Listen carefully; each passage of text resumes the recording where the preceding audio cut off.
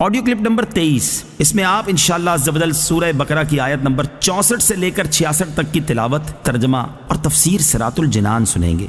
بسم اللہ الرحمن الرحیم۔ ترجمہ: اللہ کے نام سے شروع جو نہایت مہربان رحمت والا ہے۔ ثم تولیتم من بعد ذلك فلولا فضل اللہ علیکم ورحمته لکنتم من الخاسرین۔ ترجمہ: اس کے بعد پھر تم نے روح گردانی اختیار کی تو اگر تم پر اللہ کا فضل اور اس کی رحمت نہ ہوتی تو تم نقصان اٹھانے والوں میں سے ہو جاتے۔ فضل اللہ، اللہ کا فضل، تفسیر صراط الجنان میں ہے۔ یہاں فضل و رحمت سے یا تو توبہ کی توفیق مراد ہے کہ انہیں توبہ کی توفیق مل گئی، اور یا عذاب کو مؤخر کرنا مراد ہے، یعنی بنی اسرائیل پر عذاب نازل نہ ہوا بلکہ انہیں مزید مہلت دی گئی۔ ایک قول یہ ہے کہ فضل الہی اور رحمت حق سے حضور سرور عالم صلی اللہ تعالی علیہ وسلم کی ذات پاک مراد ہے، اور معنی یہ ہے کہ اگر تمہیں خاتم المرسلین صلی اللہ تعالی علیہ وسلم کے وجود کی دولت نہ ملتی اور آپ صلی اللہ تعالی علیہ وسلم کی ہدایت نصیب نہ ہوتی تو تمہارا انجام ہلاک و خسران ہوتا۔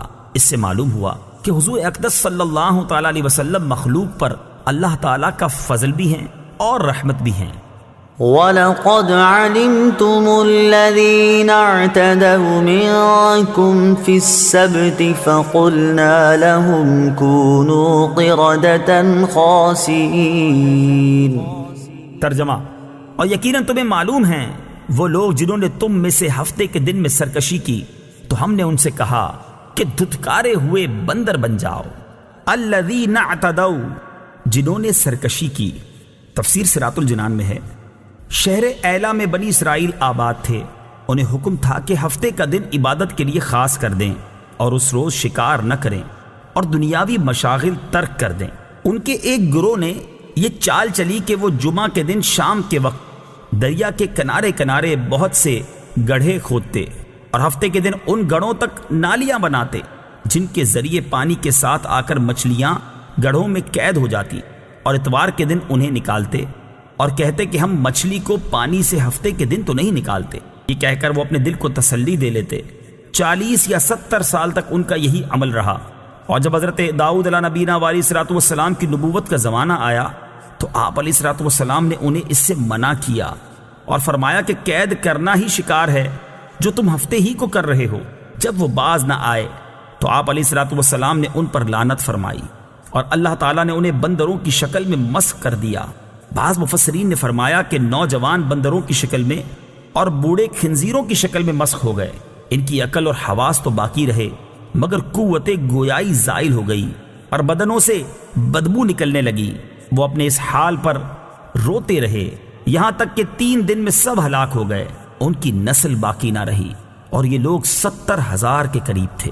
اس واقعے کی مزید تفصیل سورہ اعراف کی آیت 163 تا 166 میں آئے گی۔ حیلہ کرنے کا حکم۔ یاد رہے کہ حکم شرعی کو باطل کرنے کے لیے حیلہ کرنا حرام ہے، جیسا کہ یہاں مذکور ہوا، اور حکم شرعی کو کسی دوسرے شرعی طریقے سے حاصل کرنے کے لیے حیلہ کرنا جائز ہے، جیسا کہ قرآن پاک میں حضرت ایوب علیہ الصلوۃ والسلام کا اس طرح کا عمل سورہ صاد آیت نمبر 44 میں مذکور ہے۔ فَجَعَلْنَاهَا نَكَالًا لِمَا بَيْنَ يَدَيْهَا وَمَا خَلْفَهَا وَمَوْعِظَةً لِلْمُتَّقِينَ۔ ترجمہ: تو ہم نے یہ واقعہ اس وقت کے لوگوں اور ان کے بعد والوں کے لیے عبرت اور پرہیزگاروں کے لیے نصیحت بنا دیا۔ نکالن، عبرت، تفسیر صراط الجنان میں ہے۔ اس سے معلوم ہوا کہ قرآن پاک میں عذاب کے واقعات ہماری عبرت و نصیحت کے لیے بیان کیے گئے ہیں، لہٰذا قرآن پاک کے حقوق میں سے ہے